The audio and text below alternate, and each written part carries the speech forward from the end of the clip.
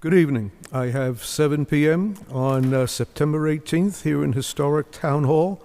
As we convene the meeting in this beautiful auditorium, let's be reminded that the proceedings are being televised and recorded by Sandwich Community Television. May we rise for the Pledge of Allegiance, please. I pledge allegiance to the flag of the United States of America and to the republic for which it stands, one nation, under God, indivisible, with liberty and justice for all.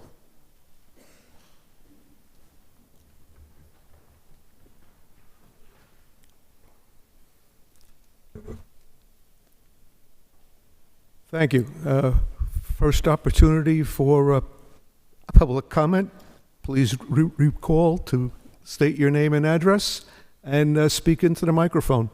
Make sure the green light's on.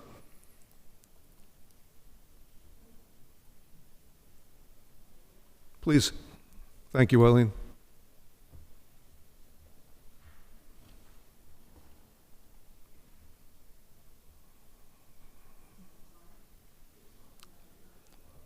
A green light? There we go. Okay, very good.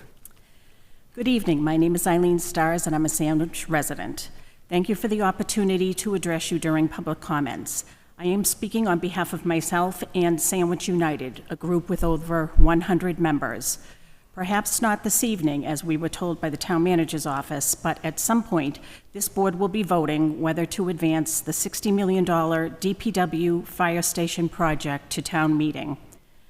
In considering this project, I hope that the board will consider that the town of Sandwich already has high taxes and we have a tax increase every year.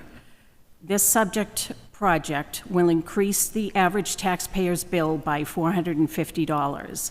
Then there will be the usual increase of approximately $300, making next year's increase perhaps as much as $750 for the average homeowner.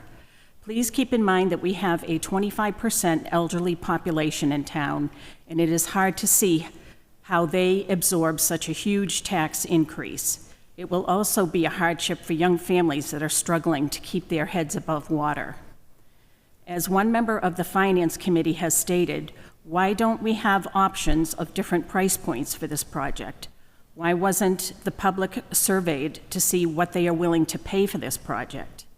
It appears that the town has already expended over $400,000 for studies, engineering plans, etc.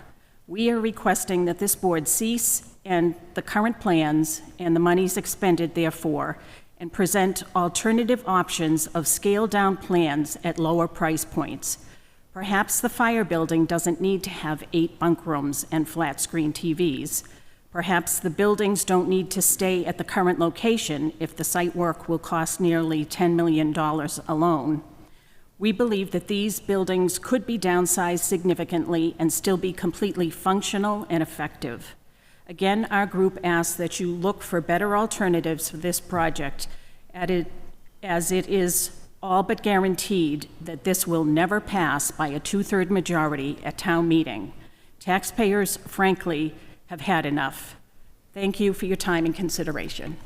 Thank you, Ms. Stars.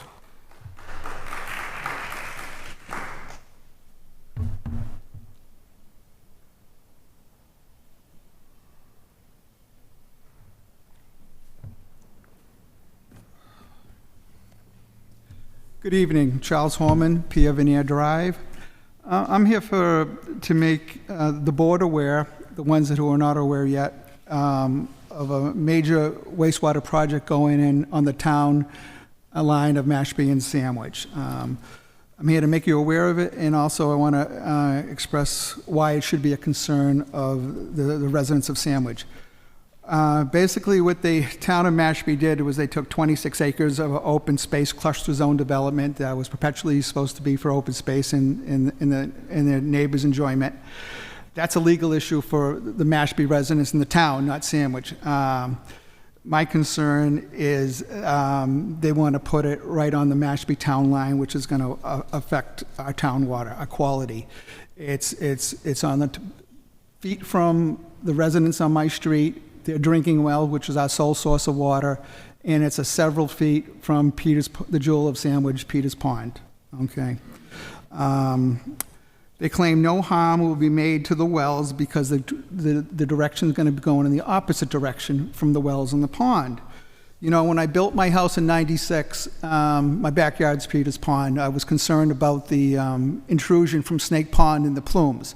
I did a lot of research, did work with the Otis Air Force Base, and and learned about the underwater travel ways and how it wasn't going to affect Peters Pond, so I was confident in building my house there. One of the things they did too with when they were doing treating the wastewater for Johns Pond and Snake Pond is they were taking massive amounts of water out to attract the plumes, okay? My question is, and the town of Mashpee doesn't seem to be able to answer the question, is if subtracting water will attract other directions and change the direction of water, what about adding man-made, non-natural sources of water? Would that create an expansion, which is only several feet, like I said, from our drinking water in Peters Pond? Will that change the direction of the water and put intrusion into our wells and into the pond? Okay, you know, if a private developer was doing it, it's not a municipality, there'd be all sorts of questions, and those questions seem to be skipped. The second issue is the map I provided before you. It's right behind our road on Pierre Vernier, and this municipality, Mashpee, without talking to the town engineer, not talking to any of you, their plans, as you see, is to come out at the corner of John Muir and Pierre Vernier and use that as their major exit for all their tractor trailers in their solid waste perpetually to go out. Okay, the orange, those little squiggly lines, and I highlighted in the orange, that's Peters Pond boat ramp. That's where it's coming out. Okay, that's how close this development is to the pond. Okay, no abutters have been notified. When I put my dock in, I had to notify people quite a bit of ways to get a permit. I haven't been notified. Nobody else, Dunrum and Cottages, haven't been notified. As far as I know, the only reason why it was brought to the attention of the Mashpee residents was because somebody saw a surveyor in their yard and they started asking questions, and that's when they started having the meetings. And the first one, as you can see, was on September 11th. All right, this is a rush project. The Mashpee residents are trying to get it postponed so more work can be done to find out the environmental impact, and but the town's rushing it. There's going to be a vote in October, and they don't want to lose state funding that they have specifically for this project. I'm here tonight to ask for the town's help and to get information. As just a regular resident from Sandwich, the town Mashpee residents have a hard enough time getting any answers. The town's position is, if you're against this, you're against clean water. That's not the case. Like I said, I live on the pond. I care deeply about the health of the pond and our wells. I'm asking you for help to find out, can another municipality tie into a private road of another municipality legally? I asked that to the town engineer's office.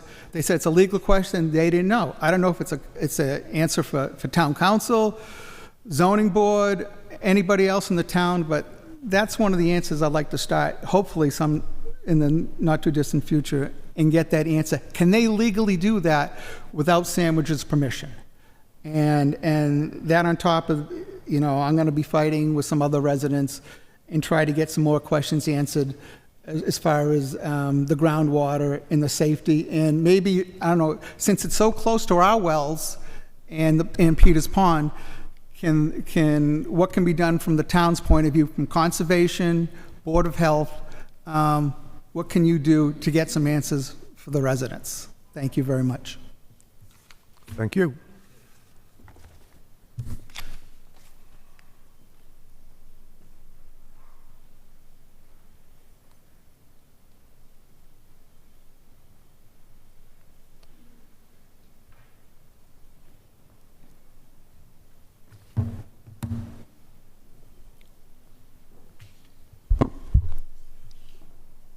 Good evening, everyone. My name is Gene Perini, and I live at 6 Piccadilly Road, Sandwich, Massachusetts. First, I'd like to express my appreciation for the town's police department for ensuring the safety of our students in light of the recent arrest of a former Falmouth High School student who threatened to shoot up the schools. So we appreciate that. Second, I am also chair of the Sandwich Republican Town Committee and would like to say that the members of the Sandwich Republican Town Committee voted unanimously to appropriate funds to fight against the proposed $60 million joint DPW fire station project. Many of us believe that this project is way too expensive and that we must explore alternatives. Before the select board members vote to send this project to town meeting for approval, they should hold a public forum as was done on past projects. And there's been some confusion as to whether or not we understand if a public forum is going to take place. It would be irresponsible of the select board to send this to town meeting before a public forum is held. We need to know what the thoughts and opinions are of our residents. My opinion is that there must be less expensive alternatives, and we should discuss and explore those options. This project will increase real estate taxes significantly, as well as increase our debt level to over $110 million. And shouldn't we retire some debt before we add to it significantly?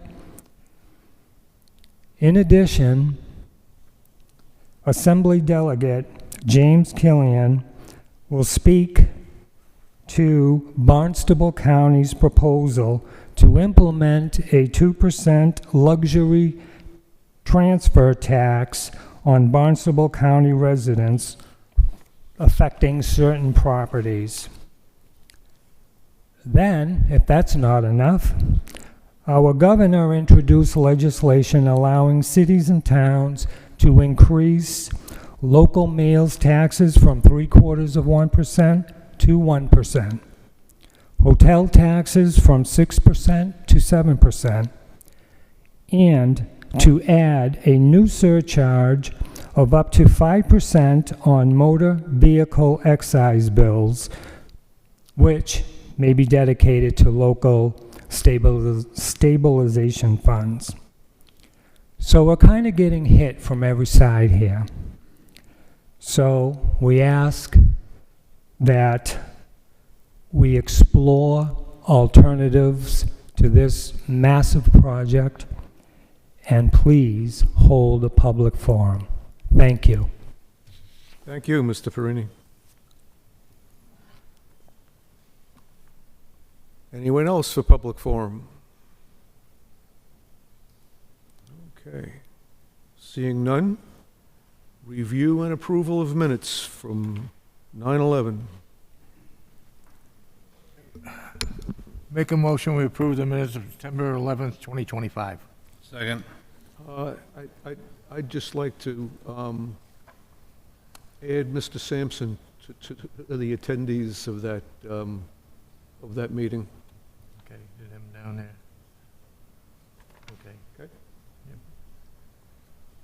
We can add David Sampson to the minutes of that meeting. Second.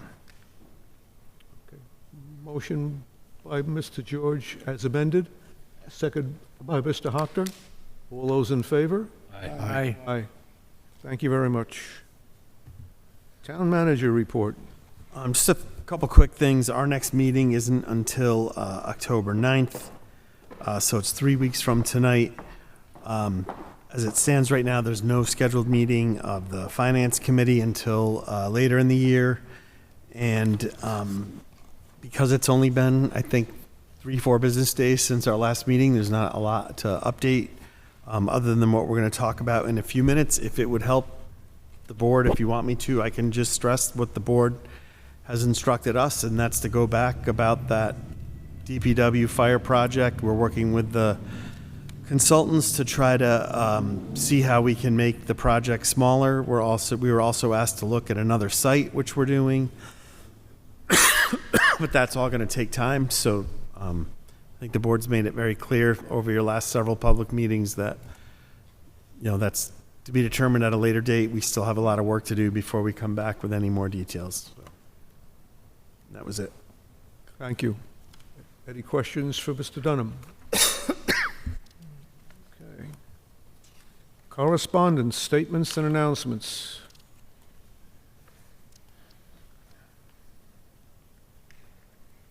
I just have a couple of quick ones, if you don't mind. On the 16th, Monday, Sandwich Cares met at the Center for Active Living in recognition of Recovery Month. Stephanie Barbosa of the Massachusetts Organization for Addiction Recovery, MORE, made an informative presentation related to overdose prevention centers. The same evening, Bikeways and Pedestrians met.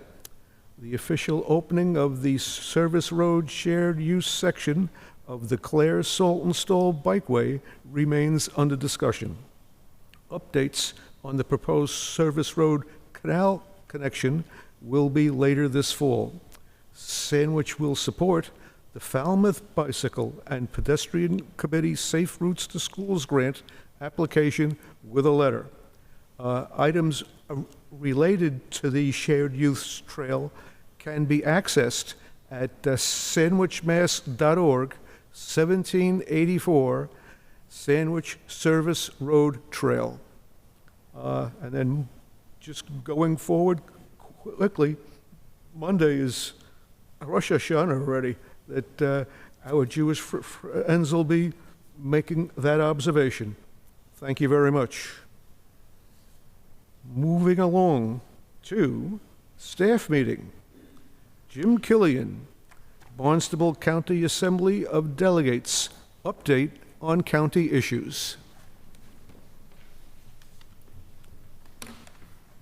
Good evening, Assistant Administrator, or Town Manager Harper, Town Administrator, distinguished members of the board. Jim Killian, Sandwich Representative to the Barnstable County Assembly of Delegates. And thank you for making time for me this evening to just brief you. Yes? Is the green light on there? It is. It is? Okay. A little closer. Better? Then, maybe? There you go. Thank you.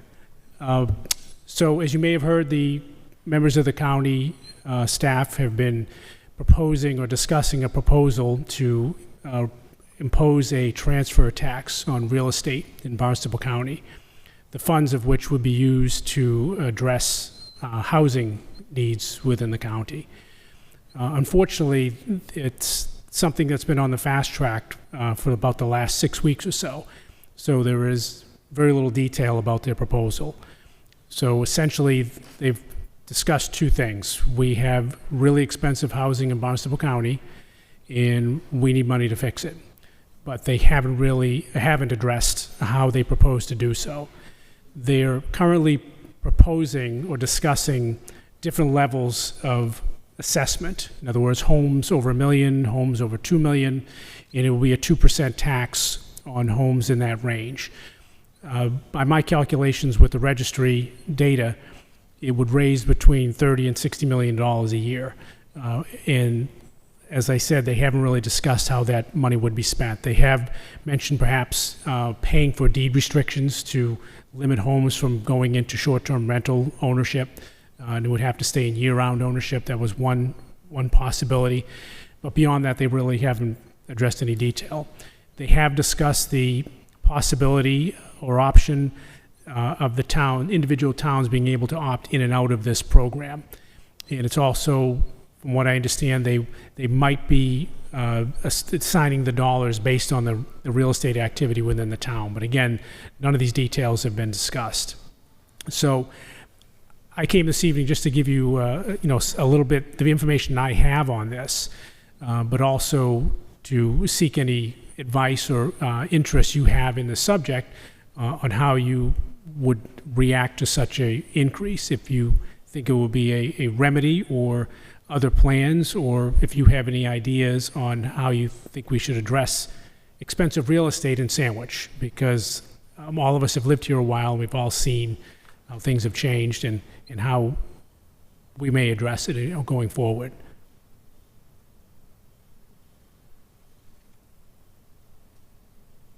Go right ahead.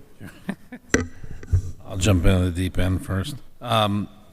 Something like this, I mean, to your point, I also, own a real estate company as well. And things like this, when you start talking about transfer fees on properties where, 10 years ago, even 15 years ago, people would say, geez, $1 million house, that's almost become the norm at this point. So if you start taxing, 2% on some of these things and not knowing, where the money's going or how it's going to be used, I would be really cautious and skeptical of a program like that without knowing, where the money's going to wind up as the end, where's the end use of the money going to be, spent.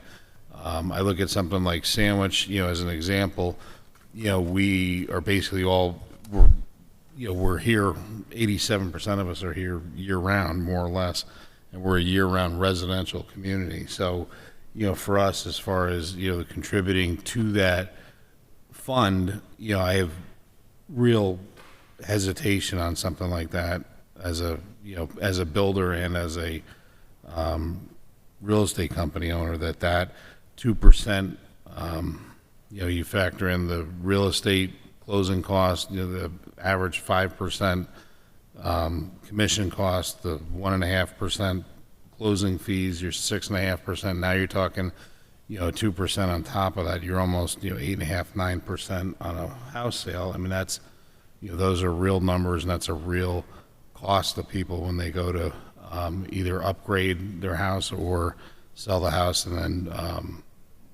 I think that anytime that these things go into effect, it especially not knowing how the money's going to be spent on the other end, I'd have real reservations about something like that. It's one of the first questions I asked when this came up is how much do we need to address the problem? And what are the ways that we can? And those questions have gone unanswered. And so I'm not sure how you can propose to raise a certain amount of money if you don't even know how much you need to address it and how you're going to address it. I believe that a lot of this is being put together quickly because they like to get it on a ballot for next November. So they're kind of skipping over a lot of steps in order to get there. But I think it does the populace a disservice by doing that, because I think if people are going to vote on something, they should know exactly what they're voting for and what they're going to get. And to your point, on $1 million home, that's $20,000 that would go to this fund. It's a significant amount of money. And I also have philosophical disagreements with putting a tax on the ballot that you yourself can vote for that won't be affected by. I've made the suggestion that if they truly believe this is the answer to the problem or one avenue with which to raise money to address it, then it should go on everybody's transfer, then no matter who owns property, and you spread it around evenly, and I think that will be a more fair way to address it. But they're reticent to do that because they know it's much easier to pass it if people aren't going to be paying it themselves. So we will see how those details shake out over the next several weeks. Again, they're trying to get a vote on this in early November.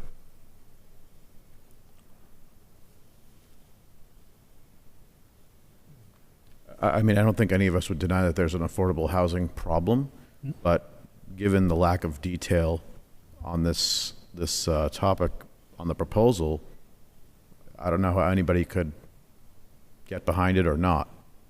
Sounds like an interesting concept, but I think we would really be obligated to not support it in its current form unless the detail was developed. The other piece is, how many different ways do we take money from people, right? So we got the transfer fee.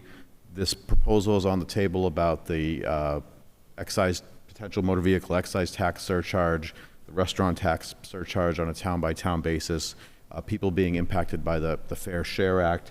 Shane made the point about the average value of real estate is much higher those types of thresholds are things that are something that bother me because they do not reflect the current state of values. Just the current state of currency. I would actually, and I would encourage others to speak up because I'm sure that there's other thoughts here than mine, but if anything, I would be happy to arm you with a vote of non-support to take back. Lacking detail, and 100%. certainly Yes. if the details become more apparent or more clear over the next several weeks, I will return with that information. Right, we don't even really know how the money will be used. Correct. Yeah, they haven't discussed that. And in other words, if a certain amount will be allocated to certain projects. Well, different Sorry, Mr. towns. Sorry. Patrick had his hand up, I'm sorry. I just make one brief comment, but different towns are at different thresholds on where they are with affordable housing. So how is the pot of money going to be redistributed, right? Are the transfer tax collections from Sandwich going back to Sandwich, or are the transfer tax collections going from Sandwich to Barnstable because Barnstable needs more housing, which Barnstable's numbers are probably higher. I don't know what the numbers are. I just know that ours are not where they need to be. But those are giant details that there's no context wrapped around. And I think just, for a lot of reasons, solving affordable housing, especially for Sandwich, is important.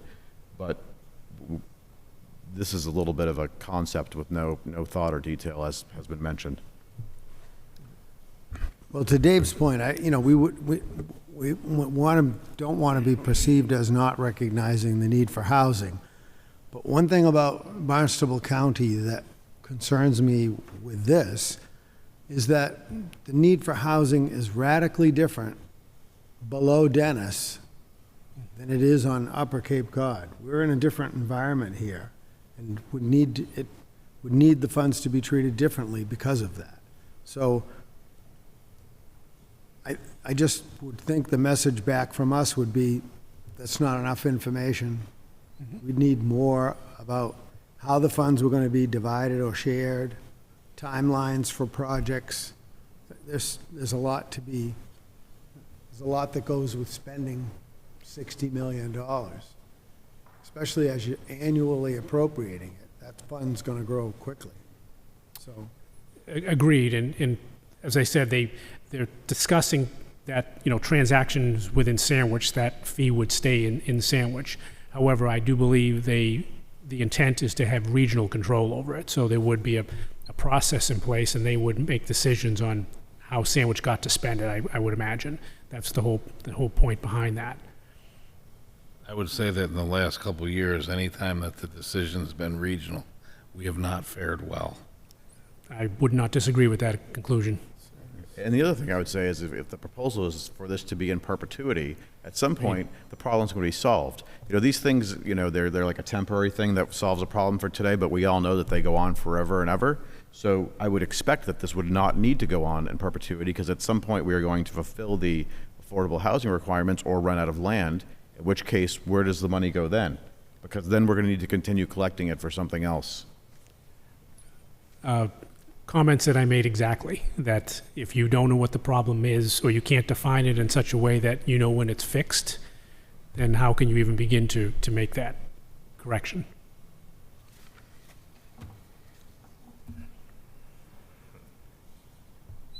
I would make a motion that the board not support this initiative as presented due to lack of context and detail. I would also just add that it's not in any way due to our lack of recognition regarding the need for affordable housing, but the process appears to be without thought and is in an expedited form based on what we've seen tonight, and we're very happy to reconsider, given additional detail, but at this time, we need to not support this. Right, more accountability at least. Do we have a second? Second. I'm sorry, Mr. Ellis? Well, no, I was waiting for the second. Then I wanted to discuss it. Okay. Second. Motion by Mr. Sampson, second by Mr. George. Mr. Ellis? Well, I just don't think it's necessary for us to take a position on this. In particular, because we're all about our agenda. We're all about noticing people about what we intend to do, what we intend to deliberate. So someone's sitting at home has no opportunity to race to the microphone to discuss this with us because we didn't put it on our agenda that we intended to take a vote on something.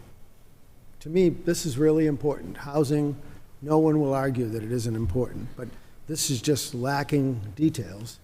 And I think that on its own merits, it lacks the details. But I would also suggest that at some point, we're going to be polled about this from the county commissioners as boards. Now, I don't know. I'm assuming that the commissioners are going to be looking for the ratification of the select boards when they advance this to a ballot. Perhaps. Are they asking for That's all right. feedback now, Jim? Are they saying, like, when you go out? They're and not. do this- And I didn't come here looking for a vote from this board. I just wanted to inform you of the process. But essentially, this originated in the assembly, so it'll come through as a vote, and then it'll go to the commissioners. Assemblies. From my perspective, I want our position to be formal and meaningful. Our agenda doesn't specifically annotate where we will and won't take votes, right? Because we could take a vote on anything that's in here. Mr. Killian's visit here was on our agenda tonight. The press releases related to this issue are in the agenda packet. So it's not unreasonable that we would take a position on this, in my opinion. All right. I agree, Mr. I Sampson. can live with that. Not to disagree with your position. I understand what you're saying. no. But it is an important issue. But I think the message we're sending is that it requires the appropriate opportunity for due process and feedback. More information. Based on the at very least. timeline that we see here, Yeah. I don't know where that is, because I'm guessing the deadline for the state ballot is, I don't know what it is, but it sounds like they're working against that timeline. They indeed are. And I sent the hearing schedule to Mr. Dunham of what's coming up. We had one. We have that in our packet. Okay, We so have that. you can certainly participate remotely or in person if you would like to weigh in, or certainly you can just listen to what the details are that are being discussed. It looks like November 5th would be when, for a vote to be taken. I'm looking. The earliest date would be HRP and ordinance on agenda for discussion, earliest possible date for votes to be taken. That's 6 weeks from now, with an incomplete plan. Right, that list. Very ambitious. Yeah. Yeah. And that's a pretty significant ask, I mean, at the speed at which government goes, and then to do this, which we really haven't even, you brought this to us, it's not something that, that's pretty quick to get all those details in and then hammer it through in 6 weeks without,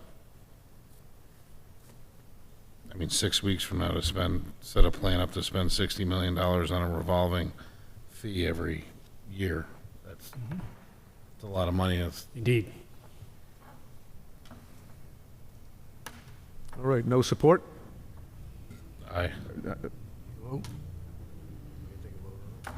There's a motion and a second, so. Yes. Okay. All those in favor? Aye. Aye. Just one more item before I go. The county commissioners have moved with the legislature to have the creation of a county charter commission. As you may be aware, the Assembly does a charter review every 5 years, and we are in the middle of one now.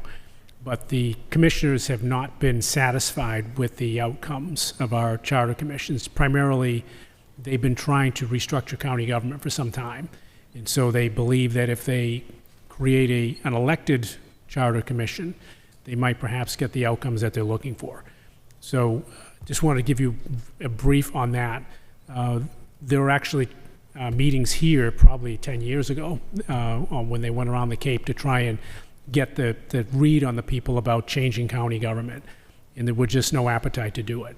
Essentially what they're looking to do is consolidate and create really more full-time elected members, where the Assembly were all part-time people, and we're not politicians, fortunately. So they're looking to create a more political body, if you will. And I say that with surety because we did indeed have a couple of retired politicians come and speak to this proposal. And they, said as much at this point, that they're looking to create a more robust government that can interact more with the state legislature and essentially remove the town representation and create more of a regional representation. I don't see any real benefit to that, and so that's why I haven't given it a lot of consideration. No one has been able to present any evidence or detail that changing county government will make it more responsive to the people and make it more efficient.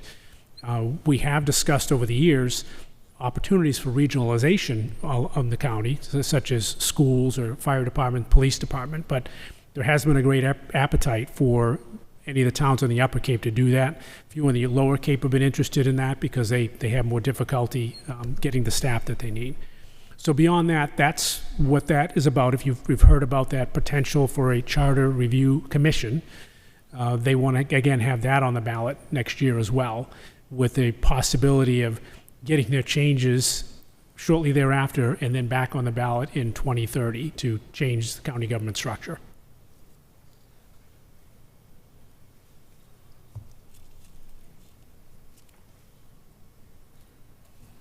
Any thoughts?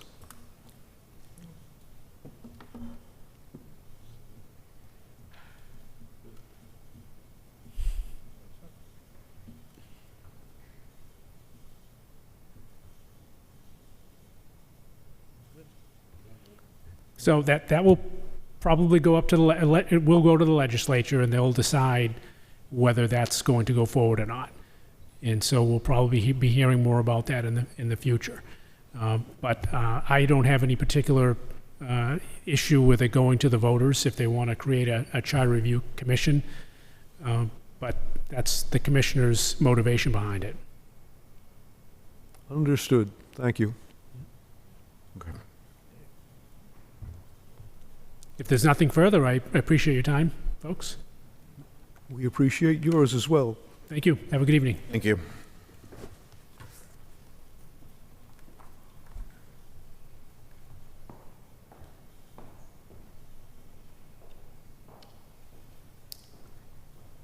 Okay. Staff meeting, Director of Public Works Paul Tilton and Infrastructure Manager Sean Harrington.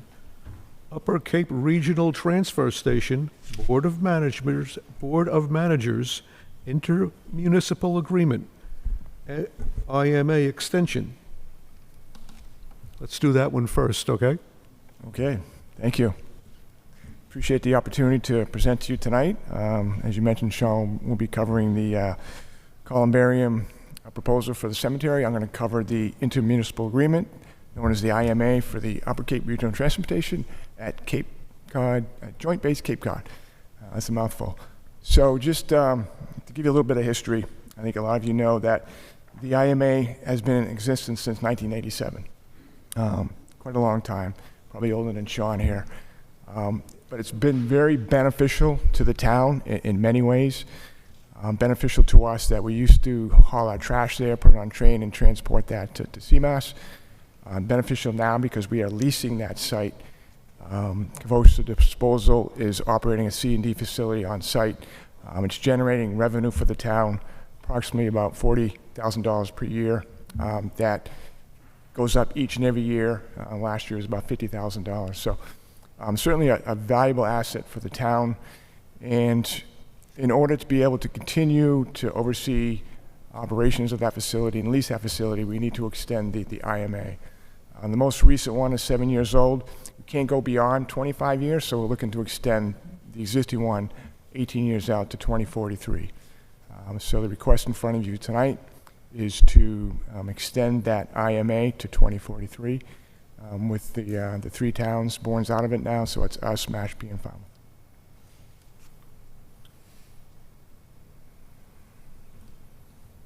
Okay. I think so. Make a motion to approve the extension of the IMA agreement for the Upper Cape Regional Transfer Station as presented. Second. Motion by Mr. Hockner, second by Mr. George. Any discussion? All those in favor? Aye. Aye. It's unanimous. Thank you. Thank you.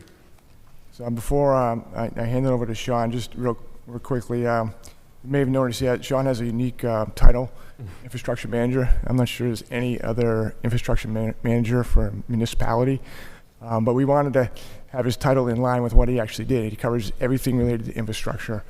I don't know if he thought he'd be overseeing cemetery proposals, but he's willing to take anything on, and we appreciate everything he's done. And not to steal his thunder, but one of the reasons why I'm in front of you for columbariums is because there's sort of a cultural shift with burials. There's a lot of people that are into cremation now, and I think 62% of people are making the shift from traditional burials to cremation, and that's expected to continue in the future. Some people are being very creative with the use of the ashes, not to go too far off on a sidebar here, but they're using them for tattoos, they're using them for paintings, they're using them in jewelry, they're using them in fireworks, even artificial reefs. But so there is a shift culturally for the use of ashes, and it just sort of makes sense to provide columbariums for the future of our town cemetery. One last thing before I hand it over to Sean is we're looking at some other improvements at the town cemetery. We have some beautiful cemeteries around, and that has a lot of potential. I think it's got to the point now where there's a lot of flowers, ornamental displays out there that are a bit out of control. So we want to reel that in a little bit and start enforcing some of the regulations. Discussion for another day, because we're going to have to do some public outreach for that, because there's just a lot of stuff out there. We just need to let the public know that we're going to start to enforce regulations. So with that, I'll turn it over to Sean. Okay, good evening. I get the, bear with me on the topic here. It's not the most inviting topic, but needless to say, it's completely necessary. A number of years back, a former office manager was very interested in this, just mainly for a number of reasons, but one of those being is that, like Paul said, there's been a cultural shift with a lot of people getting cremations, and the columbarium concept is really a way for to provide a number of benefits, including saving land and being more efficient in the way that the cemetery could be managed. So we're before you today just to give you a real conceptual concept here with what we're proposing in terms of adding columbariums. And as you can see, the Sandwich Town Cemetery, there's quite a bit of land available, but that's not to say that it shouldn't be used in the most productive way. As you can see, the current area that's really built out is approximately 12.4 acres. The second area that's cleared is about 5.3. And before we really got into relaying that out and adding new plots and plot sections there, we're looking to maximize the area within the built-out section, and one of those areas could be the columbarium. So the first phase of what at least we're identifying as potential improvements here would be to add the columbarium in phase one, do some much needed driveway resurfacing on the main driveway through the cemetery. And then phase two will look at really a more in-depth look at site survey and trying to really determine and analyze what the needs are as we move forward here and best lay that out for the future. With the idea of phase three doing a master plan. Really before we take any trees down and really develop that area, we should really get a better game plan as to how that whole entire cemetery should be laid out and designed. So columbariums, for those of you who don't know, the granite structure there on the right is a relatively new concept with the individual areas called niches within it. Each niche can hold 2 cremains, and part of the benefits for this is that it's a major space savings, as you can see. There's much less maintenance in terms of just the overall land concept, and the cost savings. Now, bear with me on the average costs here. As anyone who's been unfortunate to know, in dealing with a loved one who's passed away, the cost for for the process here could vary. So this is really, I was trying to do my best to provide an apples to apples cost comparison here, but there could be tremendous cost savings with columbariums and buying niches versus a plot and going through the process of having a headstone and the various elements that go in with that. Full casket burials can be very expensive, and that's part of the reason why the cultural shift has taken place with cremations. One of the major cost savings too is that you don't need to purchase a monument where the columbarium is already in place, and therefore you could simply just have the door engraved, as you'll see in the later photos. So columbarium's the future. So I've done a little research here, and it seems like this is something that's really being implemented throughout the Cape and Massachusetts and all over the country, really. The picture I chose here is a beautiful setting, which is part of the reason why, but it also shows some of the different designs for columbariums where they could be designed in a curved concept as shown. And the picture on the top shows the individual niche with the 2 cremation urns that are placed inside. It really just provides a different way of providing an aesthetic balance here in the cemetery. And there's a number of cemeteries on the Cape that are already underway with these, and they're expanding them as we speak.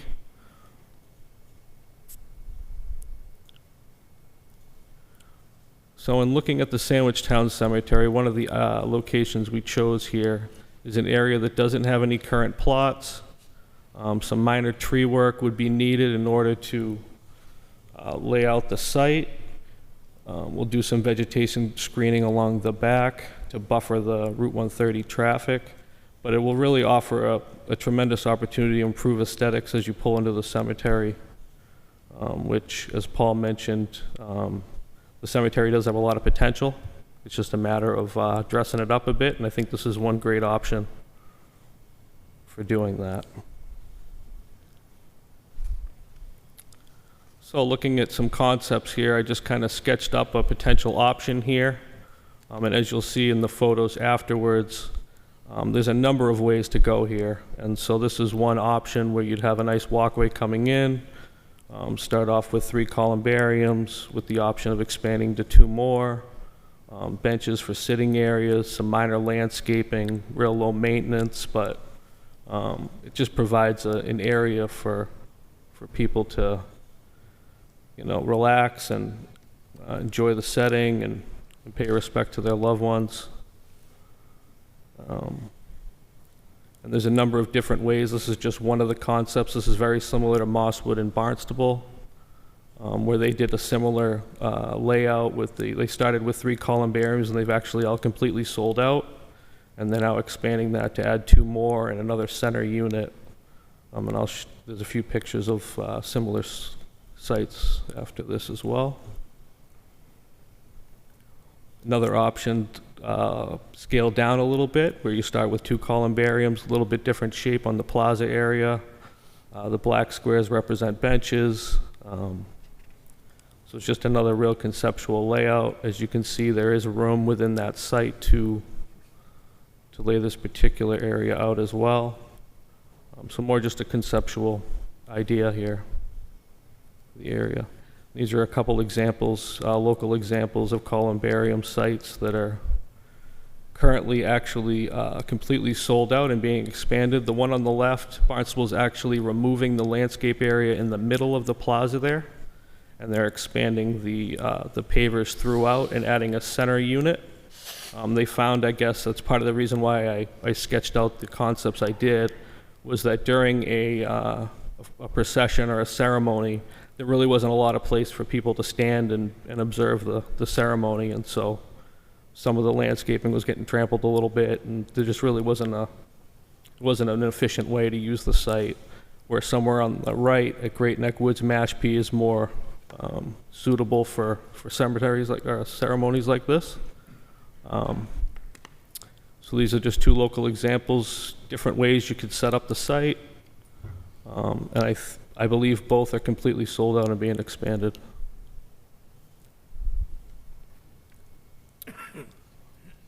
So just getting into the cost a little bit, just to give you a general concept of what the overall cost could be and the potential cost savings or cost generation. We worked with a company called Watertown Engineering Corp., not the town, it's an individual corporation, but they're one of the local suppliers that I believe are supplying Barnstable's cemeteries. And so for a single-sided 32-niche columbarium unit, it's about $23,000. They have them in stock. And so with the construction estimated costs, as you see, to build a simple plaza, I think this is based on option 1 that I showed. It'd be about $100,000 in total, which would break down for the total cost per niche at about $1,041. And therefore, I'm recommending a potential fee per niche of $1,500, which is generally in line with what other cemeteries are charging for these facilities, which would generate some additional funds for maintenance and perpetual care moving forward. So it's more of just a conceptual idea, and as we move down the line, we'll obviously tighten up the proposal a bit. We certainly need to go out to bid, so there's some flexibility there as well.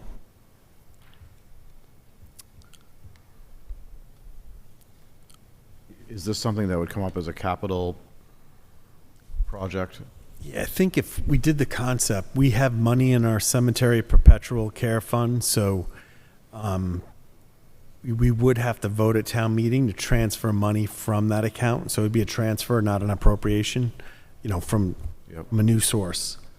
But I think where this is more all-encompassing, we thought it was important to show to the full board, not just the cemetery commissioners, and maybe on the follow-up and the details, we'd spend more time with the cemetery commissioners, but I think we just wanted to float the idea, see if you supported the concept. It seems like sort of a more modern way that certain people want to, address burials. And so it's just an option I think we felt that we should show you, but also I don't think most of the public realizes all that land that we have for the town cemetery that was actually donated to the town by Joint Base Cape Cod many decades ago. And if you look, like, we're getting closer to where we're going to have to start clearing more land. So I believe, correct me if I'm wrong, if you buy an individual plot and you decide to be cremated, you could put 2 urns in that plot.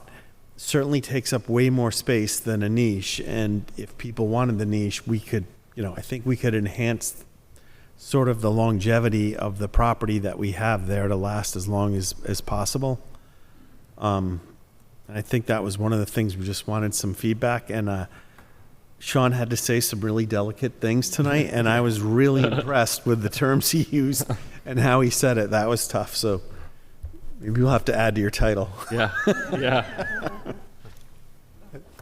Hey, the average cost, that's an interesting page. Right.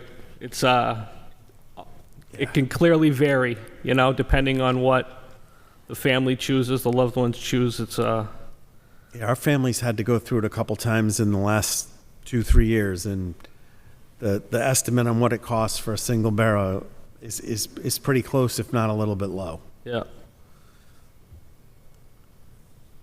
I think it's a good idea. I'm glad to see you advancing it. 3 or more of the cemeteries listed are private cemeteries. One's a diocese, and they're generally a little bit ahead of the town's private cemeteries. Yep. But the columbarium effort is very good. It's in demand with people. I'm curious, how many interments are you doing on an annual basis?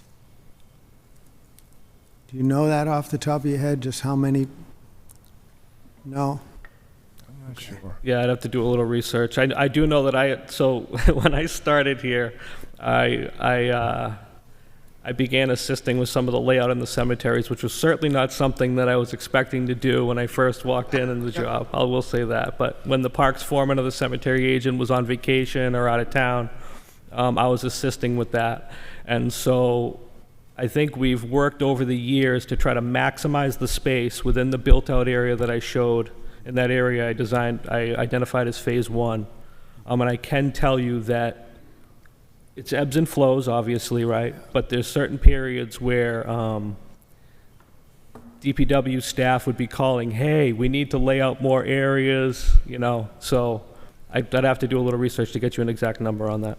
I will tell you, we have one of the lower fees for traditional burials. So a lot of people from out of town apply for burials here. We do. And then I also what I would want to request from our end is that the cemetery commissioners be involved in developing this anymore. And in particular, I think it's important that we involve Keitha McGuire and Jennifer Madden, because they've been really active with our ancient cemetery issues. But they're our friends, and we need to keep them in the circle as we advance this. And to that end, I would recommend as little hardscape as possible. I like the concept of columbariums, but look at the cost of pavers and foundations. Now, we are going to have foundations for the columbariums themselves. Yep. But in an area like that, where it's predominantly grass, and the transition from grass to anything you put in is always difficult. If that centerpiece was all turf, it would be actually better to take people in and out of it as all turf. So I would just caution you on in an area like that.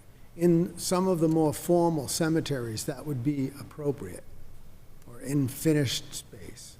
But I really think that's something we ought to think about. But that's just a detail. Yeah. Oh, as we advance the thing. Yep. And the breakdown here is purely conceptual, based on other sites, you know? And in speaking to, for instance, the gentleman in Barnstable, I met over there and took a look at that site. And he was recommending hardscape just for the purpose of when there's a ceremony like that.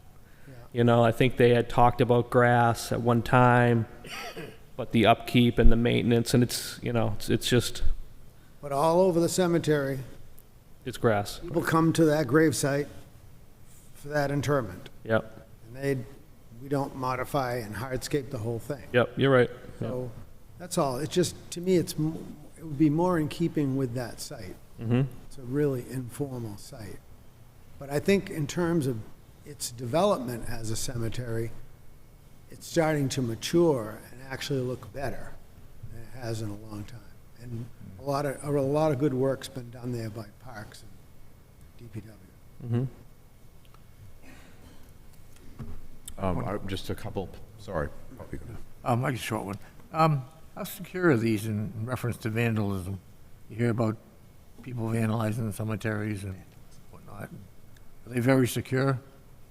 Yeah, I was in Brewster 7 years and had cemeteries, and then I was in Sandwich 20, and I think people have the fear of God when they go in a cemetery. Yeah. Hopefully. When Pretty is- secure, the vaults? Oh, it's on a solid concrete foundation. You know, obviously things can happen, and if you have the wrong people in there, I'm sure, just much like anywhere else. But But they're not easy to get into? no, I think I think it's the type of thing where it's a granite piece on the front of the niche that then is it secured with a key that you need that special key to unlock it, and that'd be part of it. Is I think DPW would have a little more control over just that process, where before the cemetery they would remove the door. I think DPW would oversee sending that out for engravement, stuff like that. So I think that part of it would be. Good. Yep. Yeah, I was just going to say, I support the concept as we think about improvements to the cemetery, repaving. The Great Neck Woods Cemetery is a cemetery I've taken notice of, and I think I've only gone to one service there, but I've taken notice of it because when I drive down that road in Mashpee, it has a very prominent presence from the road. It has lit flagpoles that I've driven in there just because I observed the lit flagpoles at night. It has street lights on the road, and thinking about some of those things as we move forward. Lit flagpoles. I believe that the entrance signs are lit. I think the Sandwich Town Cemetery signs are lit. I'm pretty sure, right? But if we had lit flagpoles there and if we had some streetlights in there, it would really, it would make the place look better even during the day. And, just to Bobby's point about the security, it would really be a big upgrade. And if we're resurfacing the road anyway, maybe that's the opportunity to do something with conduit and such. Or even if we need to update the water lines that are in there, because I know the water lines are in there and we blow them out for the winter or some version of that. Yep.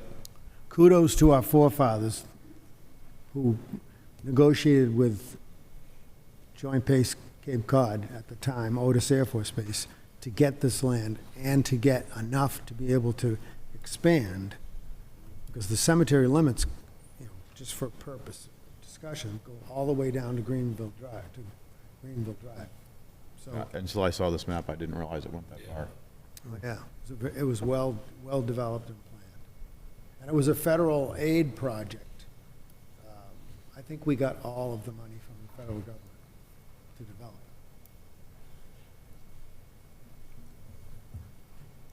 it. Yes, please. So is it, I'm not trying to put words in people's mouths, but it's fair to say, like, keep doing a little more research. We'll schedule follow-ups with the cemetery commissioners, and then maybe before a final decision's made, bring it back to the full board so everyone's aware of it.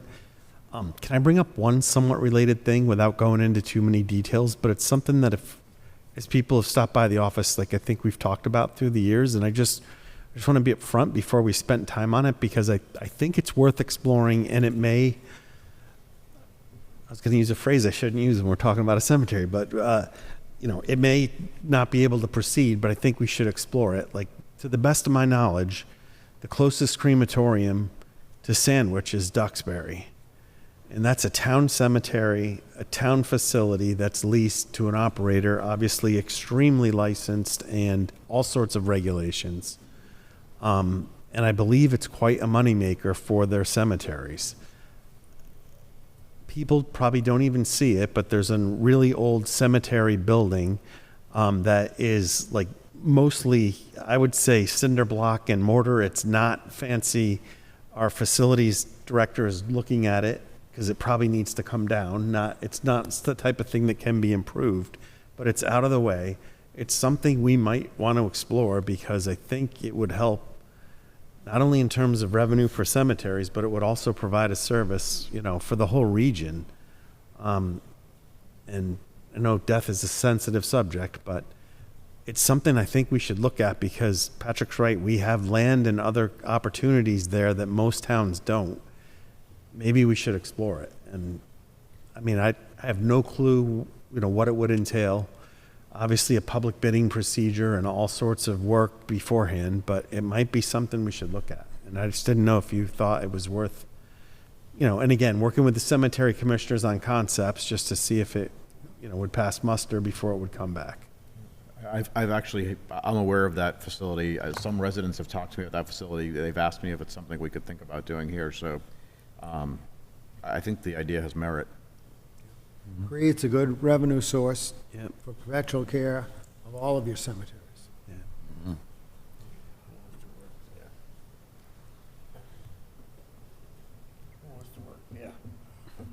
Bobby, you can't work there. You can work there. I'm not working there. No, thank you. Maybe we'll talk to our colleagues in Duxbury and just find out a little bit more and check with town council on what we can and can't do. All right, I would think they don't have an issue in obtaining employees to work in the, No, a private company, I'm sure, runs it, not the town. right? Yeah. Right. Yeah. So, but in order to do something like this, I think that the sentiment is, it's almost like, it's really not it's like a need, right? At this point, it's not, so the process would be they would come back with a finalized, budget estimate. It goes out. It needs town meeting approval to transfer? Yeah, we need town meeting approval to transfer the funds, and then the board would then set the rate. And I would strongly recommend, make sure you set the rate high enough that it actually helps backfill what you just spent, because chances are, if it's successful, you're going to need to build more. And then, Right. and costs go up over time. And I've heard from similar to what Paul highlighted, I've heard from a lot of people that the cost for our plots, normal plots, is quite a bit less than other places. So we should look at that as well with the commissioners. Yeah. What kind of time would you guys need in order to come back with a proposal? I think one of the areas here would be tightening up the spec on the columbarium itself. There's a number of vendors. There's a number of different ways they're constructed. The vendor that I was working with seems to be one that is highly recommended from other towns. There's another vendor that I think Mashpee used that, from what I've heard, they're not all that happy with them, but needless to say, it's just a matter of tightening up the spec and putting the information together. And then time frame, I'm not sure. We have to look into it a little bit. I'm thinking maybe it'd be a good fall, early winter project, and maybe potentially get some bids late winter, something like that. And the structure that needs to come down, where is that in relation to this proposed? Yeah, we're not there yet. Yeah. Okay. Yeah. We're still using it. We're still storing some stuff in it. Yeah. Yeah, so you're talking about in terms of where it is? Right. So if you, I don't know, did you show that? You go right down the front entrance, it's right in the back. I think it's hidden by, Yeah, that's the Road cemetery entrance? building, yep. yeah. Got it. So Okay, you're thank you. proposing it somewhere else. Yeah, it's right down the driveway on the left-hand side. It's probably right, there's a cluster of trees you can kind of see, I guess, one of them. It'd be in the Phase 1 area. Yeah. It's a few hundred feet in on the left. It's closer to the entrance, but not right at the entrance. We don't have a compelling reason to deal with that right now. No. No. Is it falling down, or it's just? No, it's Just to be renovated. Very not moldy. even like, I don't even know if Very there's any. moldy? Yeah, it's bad. But it's not, yeah. It's not a fancy building. There's not. I went there Yeah, for it's, some reason sometime, and I just don't know what it is. There was something that was stored there yeah, I don't, in the back that we went to get. I don't know what it would have been. We used to We're seeing a store- lot of Christmas lights. Yeah, we used to store DPW equipment there, but no longer because of the black mold and Yeah. raccoons living in there. It's generally terrifying.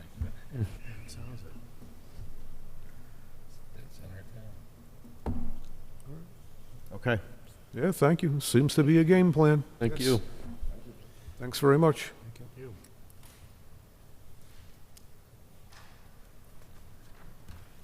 Okay. Old business, select board meeting schedule confirmation. yeah, I know we discussed it last week. It got a little bit confusing. I was taking as good as notes as I could, and I believe this is right, but just to look for the remainder of September, October. I know we're going to talk about a potential special town meeting in a few minutes, but just mostly focusing on those 2 months based on what we said last week.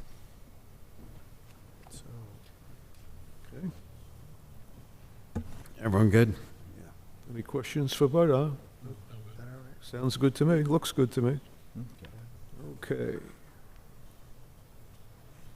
And then, special town meeting, potential list of articles, and a discussion concerning the 11/17 date.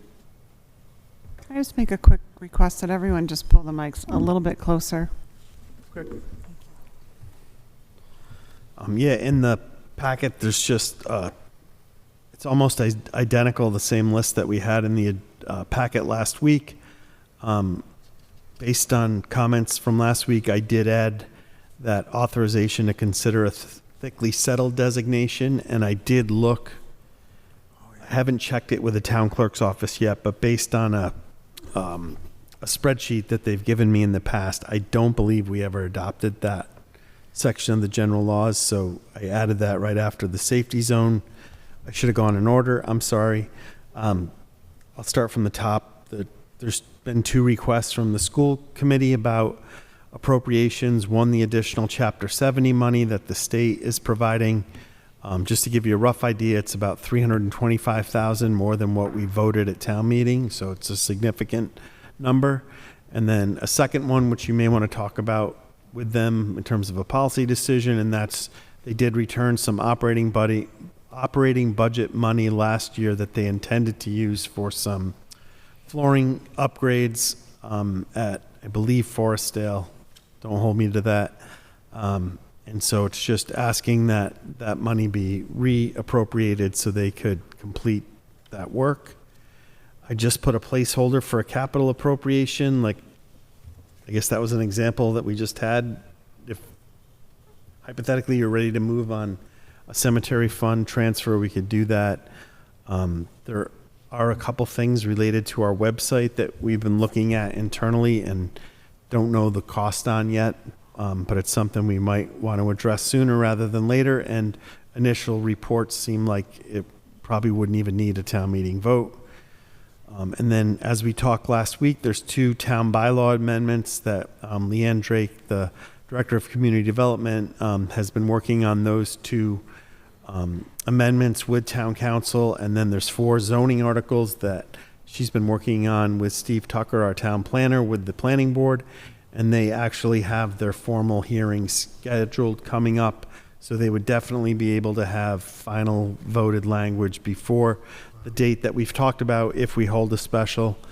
And then the other 2 were the acceptance of those general laws that the board's talked about before, and that was it. So I don't see anything of real controversy on there. It's pretty cut and dried. Probably the biggest argument for holding a special would be to knock those off so we wouldn't have to vote them in May.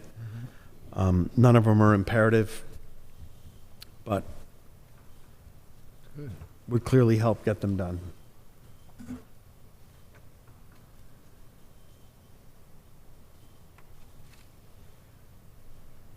And we'd have to finalize the warrant roughly a month, 3 months, 3 weeks to 4 weeks before the date of the town meeting. So if anything developed, we'd have time to address that, but I don't anticipate anything major.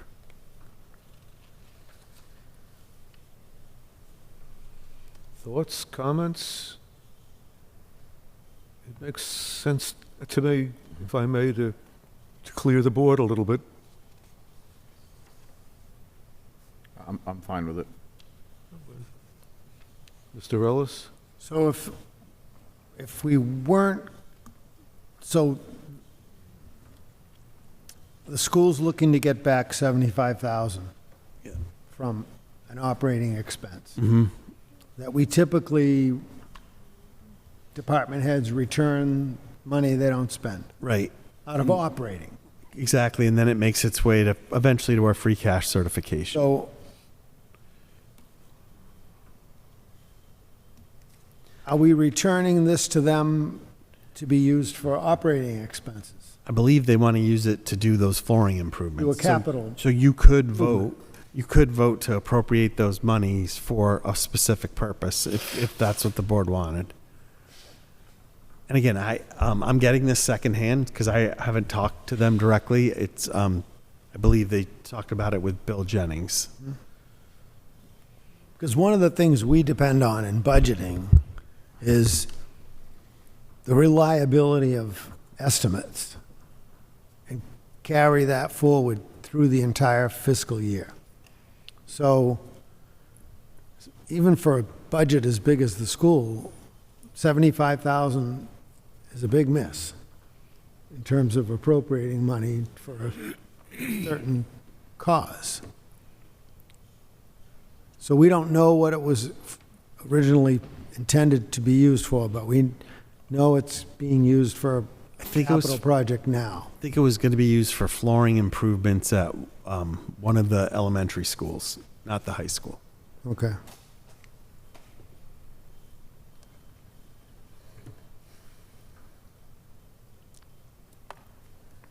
I don't know, I'd need some more convincing, I'd need more information on something like this before I would support it.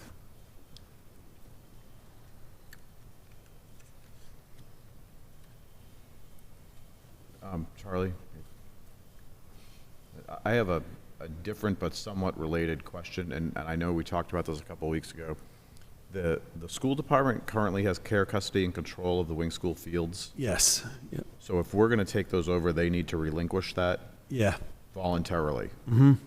And I think, I just, seeing this item kind of just, again, put up the flag for me. I just think it's something that we need to look at during the general budget cycle.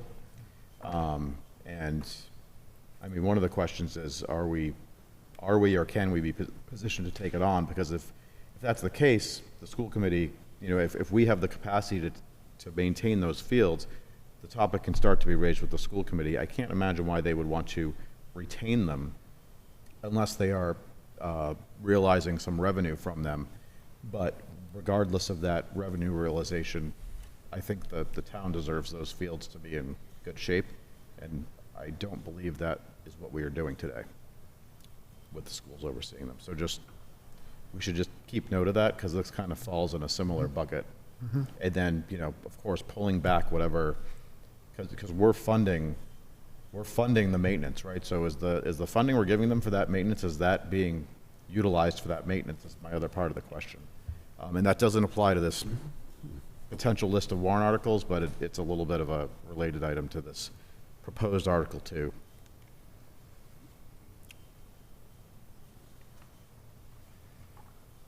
I know about a decade ago, you know, we still have the file. It was about 120,000 was being spent annually, and I believe there were 2 positions. But I know some of those positions move when the wing school, you know, That was for the care of the whole school building and the grounds, right? Or was it just the grounds? just the grounds. Like we have a separate number from the grounds back then, and again, it's like 10 years old, but we have that background. Was there ever an adjustment of the budget? Because I know, like, you know, in the conversations that I've had with, you know, members that were of the finance committee then, it was kind of like, you know, so go the keys, so goes the budget. Was there any adjustment of the budget to come back to the town when we exited the wing school, No. including the grounds? Yeah.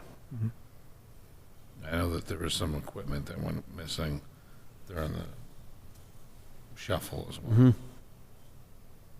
Some expensive equipment, I would add. When I think it was stolen, to be honest with you. I think that's what happened. But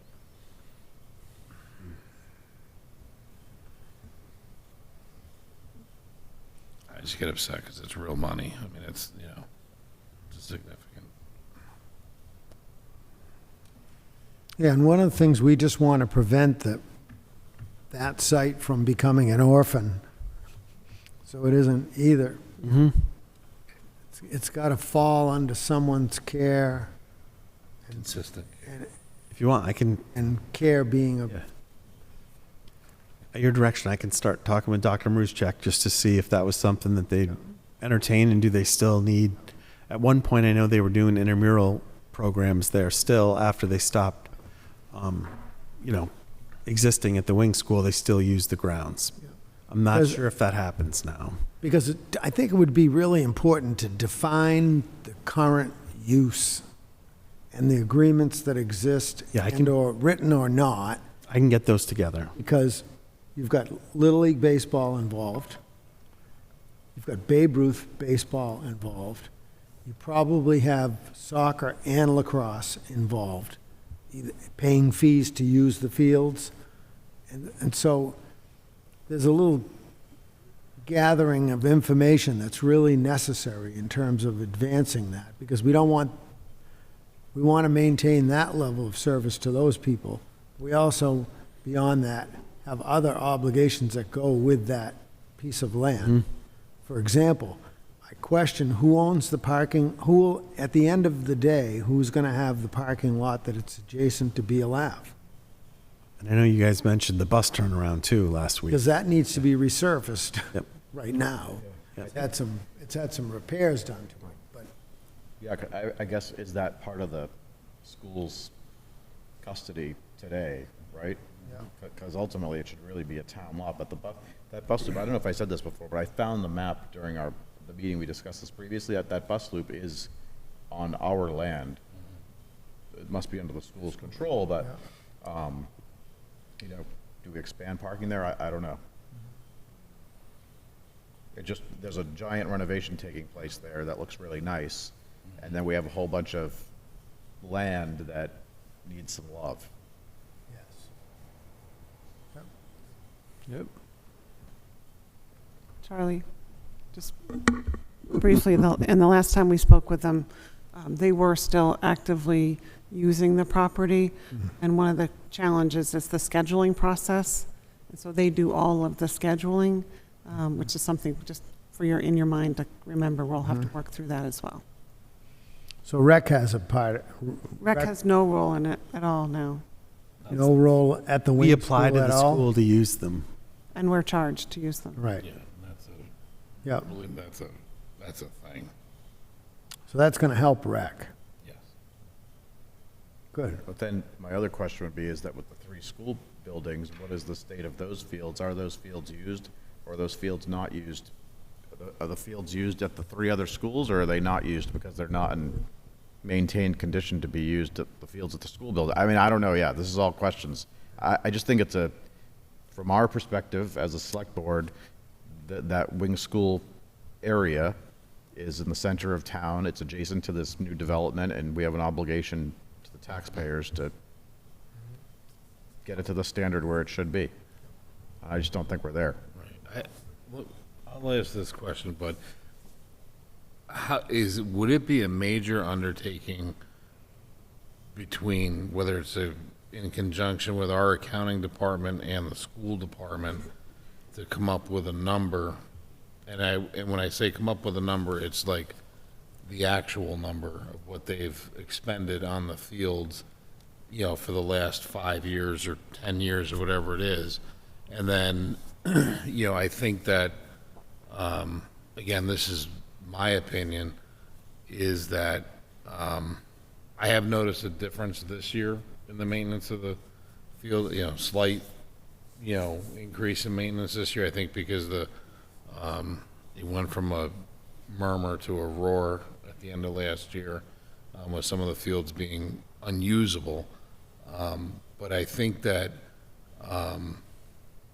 we owe it to the students of the town of Sandwich. I think we owe it to the taxpayers to maintain the facilities that we have in a better condition than we currently are. And whether or not they want to do that, the school department wants to do that, or they're capable of doing it, or they're willing to have an open conversation to turn those over to whether, I've said it before, whether it's a new department like a turf management or a exterior maintenance, department where we get somebody that has like a turf degree, like at the, because I know in other communities they've done, like on the Vineyard, they have a whole nonprofit that just does all the turf fields, and the fields are maintained, like the 18th at Augusta, right? It's a nice thing. I think that with some of the changes coming forth with the wastewater at the high school and the schools, I think that if there was to ever be a time to have a conversation, that might be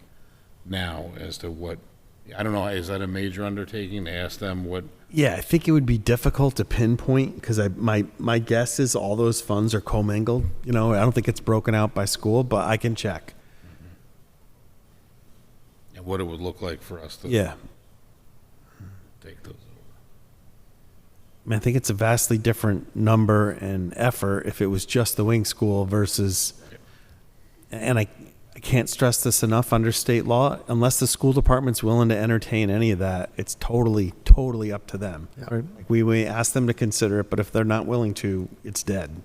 So that would be something at some point, if we had a joint meeting, it'd be good just to talk about a few of those things, because I know it'd be good to get an update on the wastewater, because I know, the bids for Oak Ridge and Forestdale are going to be on the street like any day now. So that's all progressing well, which is a great thing.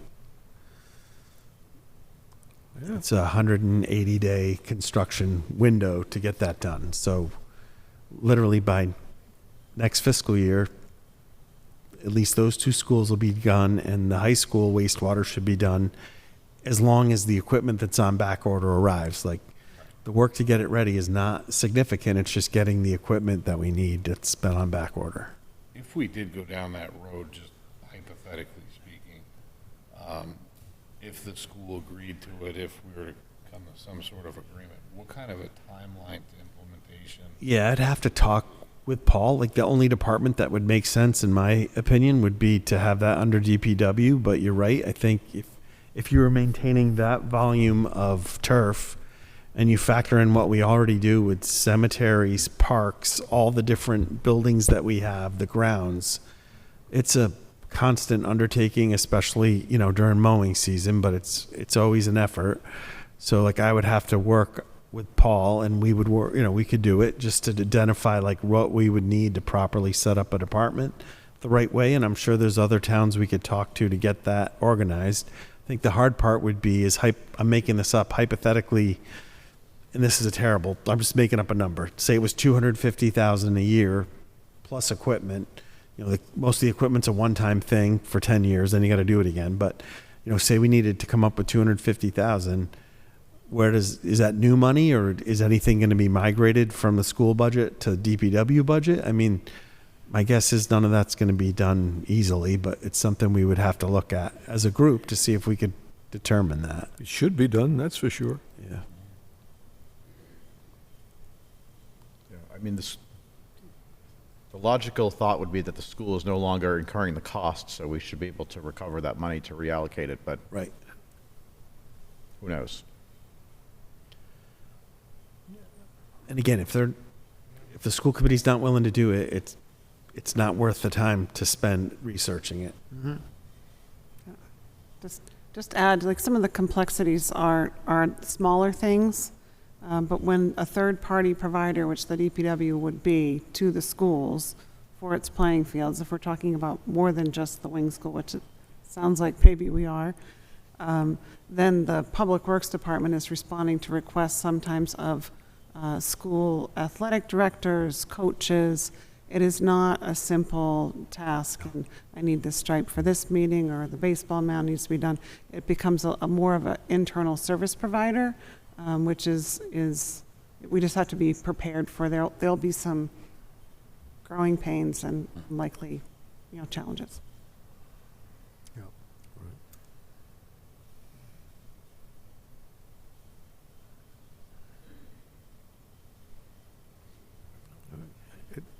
And I just, all right, maybe this is outside the line too, but Article 1, is there a delineation of that request? I mean, not unless the school committee wants to put one or the board does. You know, under state law, the schools get one number. Okay. So this would be added to the one number they were given in May. And that's state law, not Sandwich's beliefs. Mm-hmm. So in other words, no. I'm just saying, last year we got, I can't remember the amount, I think it was like 165,000 we got. And the school actually asked, and the board supported it, and the vote at town meeting, it said to be used for capital, or to use for building and grounds maintenance and repairs, I think. Yes. I haven't had a direct conversation to know what the purpose is, but in general, an appropriation to the school department is non-specific. It's a number. Okay, and I understand that's the law, but, okay.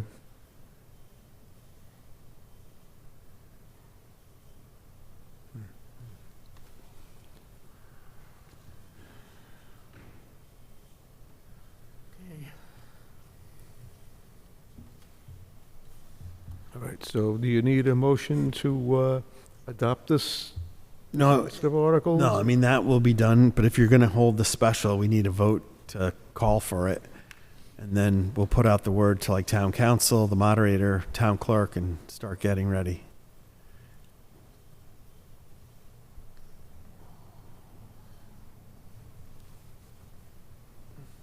Okay.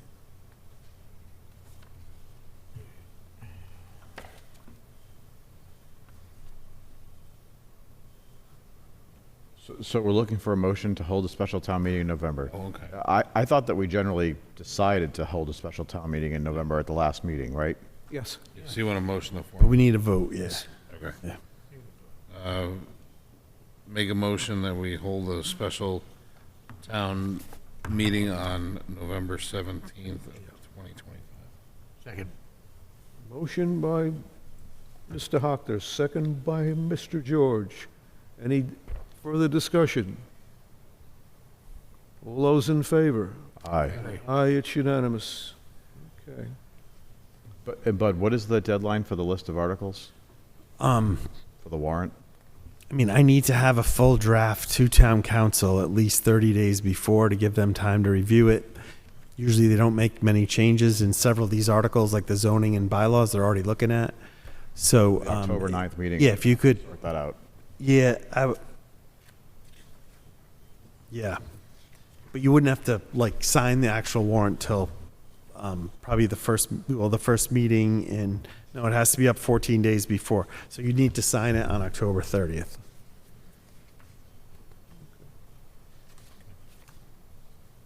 That seems doable. Yep. Okay.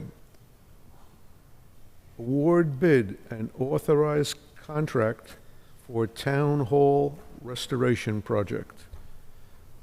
Yeah, so great news. We opened bids over the last week. I shared a little bit at the meeting last Thursday, so there is a recommendation email from the architects we've been working with to award the bid for the town hall restoration to the lowest qualified bidder, which is Varica Construction, for the total bid amount of $1,187,700. It came in well within our budget, recognizing in an 1834 building that you never know what you're going to find.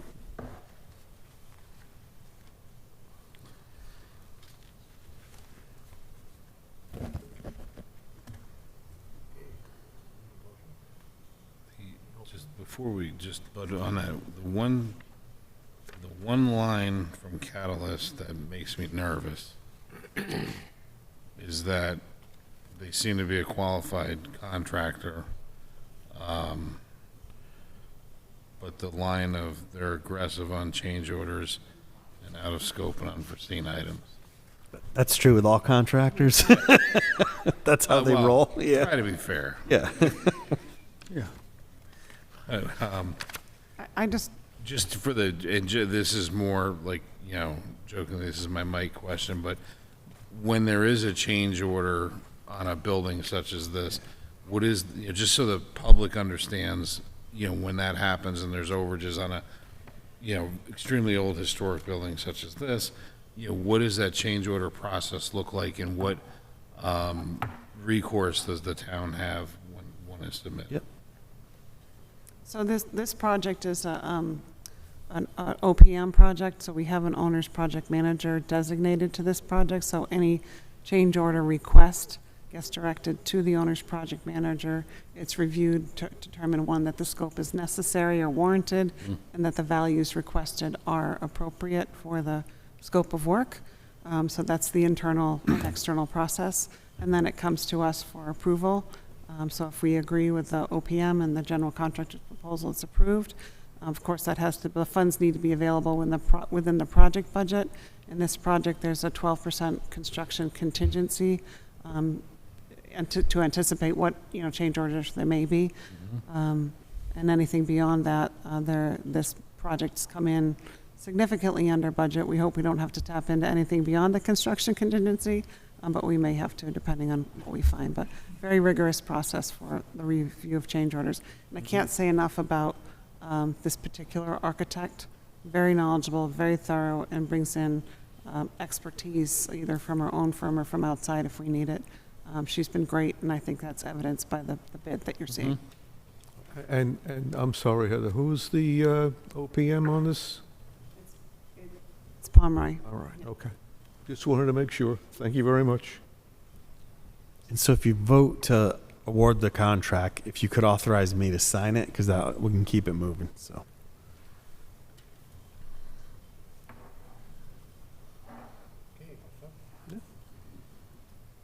Make a motion, we award the bid, authorized contract, Town Hall Restoration Project to Varica Construction, in the amount of $1,187,700. Do what? Authorize town manager to sign it also. Second contract, yes. Second. Okay. Motion by Mr. George, second by Mr. Hockner. Any further discussion? All those in favor? Aye. Aye, it's unanimous. Okay. Other matters not reasonably anticipated by the chairman under old business, I have none. Okay. New business, recommended appointment, Commission on Disabilities, Stephanie Latonen, full member, from September 18th, 2025 to June 30th, 2028. We have a request from Mr. Saulnier, and a rather impressive resume related to Ms. Latonen.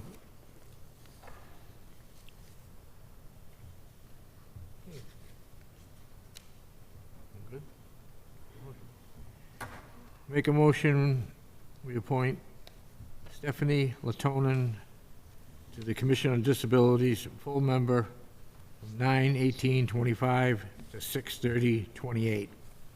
Second. Any further discussion? She meets all the qualifications, so any further discussion? All those in favor? Aye. Aye, it's unanimous. Thank you, and congratulations to Ms. Latonen. Okay. Sandwich Chamber of Commerce, Sandwich Fest. Yeah, this was just try to get them some free publicity by putting it on our agenda, so there's nothing we really need to do. It's coming, so. Move. It's always a great event. Come out and enjoy it. October 4th. 7 a.m. to 6 p.m. Oh, that's the detail. Okay. Got it. Thank you. Yes, indeed.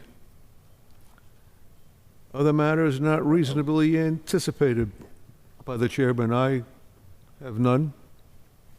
Anybody else? Okay. Second opportunity for public comment. Good evening. Yep, you just need to push the button. Yep. Push. There you go. There we are. My name's Wendy Walker. I live on Freeman Ave in Town Neck. I came down tonight to hear some of the details on the new DPW fire station. And when you said something about there's other locations being looked at, could you please tell me where are we talking about? Or is it a secret? Okay. It's not a secret, just the public comment is a one-way conversation, unfortunately. Oh, okay. It's Well, a listening I wanted some more opportunity. detail on that. Yeah, I just wanted to have a little more detail on that. But I do want to tell you that last fall, there was a group of my neighbors that just happened to, they're older, so it kind of runs into the whole idea of raising that kind of money, the $60 million. They got a group together. They had little meetings at houses about having abatements for their taxes, because they already are just up to here. So they are, I mean, I can't say for all of them, but I'm going to tell you they were done already. And they're just saying, I can't afford this. So if they are faced with a $60 million building project, they're probably going to lose their minds. I mean, they're going to just have more potlucks than you can even imagine. But there would be great if there were other options, as someone mentioned before. There need to be other options. I mean, and then it kind of rolls into that whole affordable housing situation that the other gentleman brought up. Some people are locked in by their interest rates. These people are locked into their houses, and it's hard for them to even consider moving, because you've got, I mean, I'm lucky my property did go up, and I'm not going to complain about that in the 20 years that I've owned it. But now if I'm looking at downsizing, as a single person, I get $250,000. Then I'm going to get this 4% tax. Then I'm going to get this new 2% tax. And I'm going to, by the time I'm left with, after my real estate commissions, I might as well just stay. But my house is now not available to somebody who has a family. I've got a 2,600 square foot house, but I'm not going anywhere because I can't afford it. So if you keep putting on all these higher taxes, that's another reason why there's not as much housing available. Where am I going to go? I might as well just stay. So the $60 million project is going to be a tough sell. They can't afford it. They're already, I've got a lot of elderly neighbors. But the other option, the other thing that was brought up was these new fees to try to make money for affordable housing. It's just going to kind of exacerbate the problem on the other end. I'd love to be able to say, you know what, I'm going to sell my house and let some younger family have it. When I bought it, my kids were young. They're not here anymore. I don't need it. But by the time all these fees hit, I'm taxed and left with, I can't. Where am I going to go with that? So the thought of putting on this county 2% on top of the state 4%, $1 million tax. $1 million house ain't much these days. So that's, I'm at 6. Then I got 6% in commissions when I sell my house. And then I'm only got $250 that I can take out tax-free. So most older people that live in this town that have houses that have, gone up a lot in value, they would like to go somewhere. But by the time all these taxes hit, it doesn't make sense. So if you want to help the housing situation, putting more fees on people that would like to downsize isn't going to help. Like right now, we're thinking about trying to get my mother out of her house that she's been in for 53 years. She's got to stay there until she dies because the amount of taxes she'd pay on that, forget it. You just got to wait till you get that exemption from the inheritance. So there's a lot of issues that go into it, and just saying, put 2%, that'll help the affordable housing. And I know you guys pushed it off and said we need more details, but think about that's just going to deter me from selling. It's not going to, you're going to hold people up from moving along down the road to different things. Like I said, with my mother, we'd like to move her out, but there's, she's got more taxes, more fees. Just wait. Mom, sorry, you're staying there. You can go to Florida for a while, but you can't sell that house. We're going to do it after you die. So it's not a long-term, it doesn't really fix anything to keep adding more fees on people. I don't know what the answer is, but I see myself personally, well, I'm just staying. Could another family do better with my house? Yeah. I'm rattling around in it, but it doesn't make financial sense. So I'm just saying that people are going to push back on the $60 million. That I know from just talking to them on the corner of the street. They pushed back on just other tax raises just last year. But the idea of adding another, housing tax when you sell, it has more implications than, they'll just pay it and move on. Sure, maybe some people will, but I don't think as many, it's going to make people think twice. At least 2 homes in my family are being sold. They could open up to another family.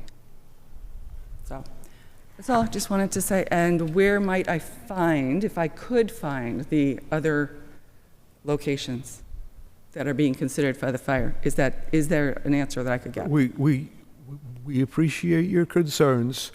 It's not part of public comment format that we interact. Okay. Okay, but there are other locations being evaluated. Okay. Well, I was interested in finding out where. All right. Good night.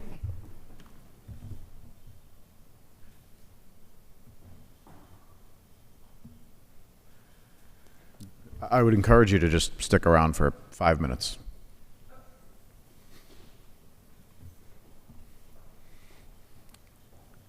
Okay, closing remarks.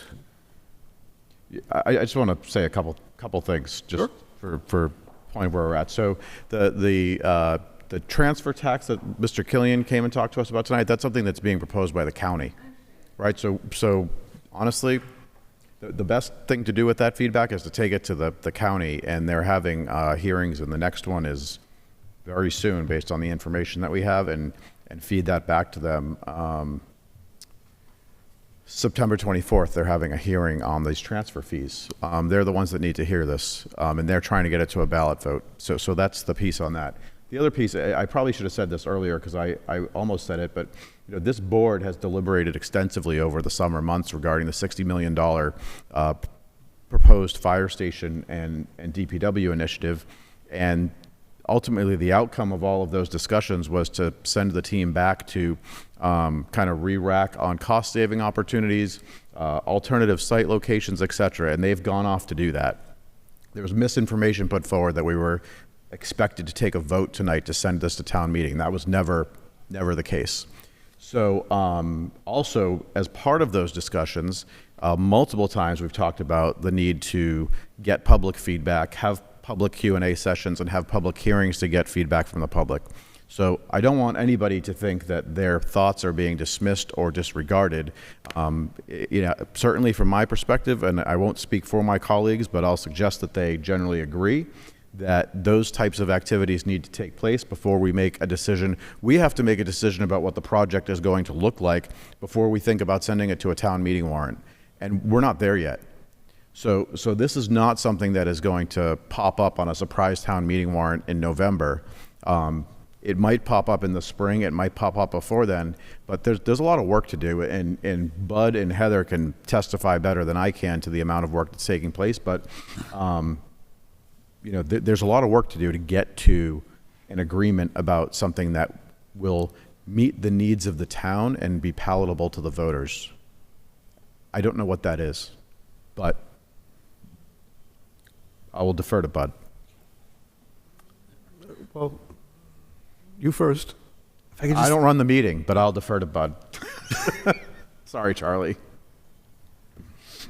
Sorry. So just a quick thing, because it's hard to sit up here sometimes and not say stuff when we want to help people understand things the best way possible and try to explain it as simply as we can. And I think numbers get thrown about so flippantly that if anyone spent the time to look at the extensive presentations that have been given to the select board and the finance committee, and literally 60 pages of PowerPoint documents that you can get online tonight if you wanted to look, it explains we don't make up the cost of these projects. There's very rigid state public construction bidding laws that we have to go by. And so when we have a square footage on a building and know some of the site costs, our hired guns, i.e. architects and engineers and cost estimators, try to estimate what's the cost for that size development. And it's purely based on what the private sector is doing in following those bidding laws, the lowest bidder. And so that estimate doesn't come from us saying, oh, we're going to build a $60 million project. It's this is our site, this is how we have to design it and use it, and this is the size of the buildings, and the going rates that they're projecting when this would eventually, be bid 2-3 years from now would be blank. And so the hard part is when we built the public safety facilities on Cotuit and Quaker Meeting House Road, the cost per square foot there was right around $300 a square foot. Based on what all the estimates are, based on actual bids in public construction projects, based on what the private sector has told us they will charge us, it's gone up to almost $900 a square foot for the same thing. And it's shocking, but we don't control that. We're just doing the math on the cost per square foot, and we do our best to try to limit the cost. And Indeed, thank you. And Mr. Ellis and I have been a part of this process for the past 3.5 years. And I just want to insert as well that public forum will be a part of the development. And just one other piece, but there's a lot of detail that exists, right? We throw around this, everybody attaches the $10 million number for site work entirely to the grade of the land. There's a ton of things that are included in that $10 million number that have nothing to do with the grade of the land, like resurfacing and, electrical conduits, light posts, landscaping, right? So that applies no matter where we move the site. It doesn't matter what the grade of the land is. And I've been back here at this table for 4.5 months, but this stuff has been discussed extensively. There's a lot of detail available. Bud mentioned that it's online. And I'm certainly happy to talk with you about it offline, and I know anybody would, but there's a lot of detail. The general statements that I see thrown up just don't have all the pieces. And if I might add to that, two things. One is that, again, when we come to the taxpayer in the town and we do these projects or these proposed projects, much like the Center for Active Living, which we've gotten rave reviews on, it was a purpose-built building for the use that it was designed for, and it's working, right? The needs of the fire department and the DPW, it's not just for this year, it's not for next year. The buildings that they're in currently were built in 1950, 1970, whatever. They've exceeded their expected lifetime, and that the buildings that we're building or proposing to build are going to take us into the next 50 years. These aren't things that are being considered for next year or the year after. These are buildings that have a life expectancy of 40 to 60 years or longer. And the other disheartening thing that I heard this evening was that there's a committee in town that has agreed to start spending funds to oppose a project like this, and most nights that we're in here, we're talking to ourselves. There's nobody here. There's nobody commenting. We did all those presentations most of the time to an empty house with no comments from the public. And then we get down to the 5-yard line, and, well, Candy, you're here, and the other reporters and your husband and the Taylor. But, it's mostly to an empty house. And that when you get down to the final 5 yards, of what should be a well-understood project to come out and say that they're going to, financially go against it's disheartening to hear that. I think it's disingenuous as well. Thank you. Ms. Harper? I just want to say, across the nation and certainly here, there's a growing distance between government and the people that we serve, and we really all do consider ourselves as public servants, people here to serve the community, bring forward projects that we know are needed, ask for your advice as we move through them. We're in the office every day, nights. If there's questions or and we're not talking to you, but there are several people here, and it was clear that they didn't have all the information when they took their votes or made their comments. And I just want to make sure the community knows that we're here, we're available to talk with you, we will provide information, and certainly the board spoke at least 2 meetings about the need for community engagement around this topic, and maybe looking at doing that in ways we haven't done in the past because people just don't show up to select board meetings. So really being thoughtful about how to do that and reach a broader population and get real feedback and provide real information so the community knows the status of the facilities and these are costs that aren't going to go away.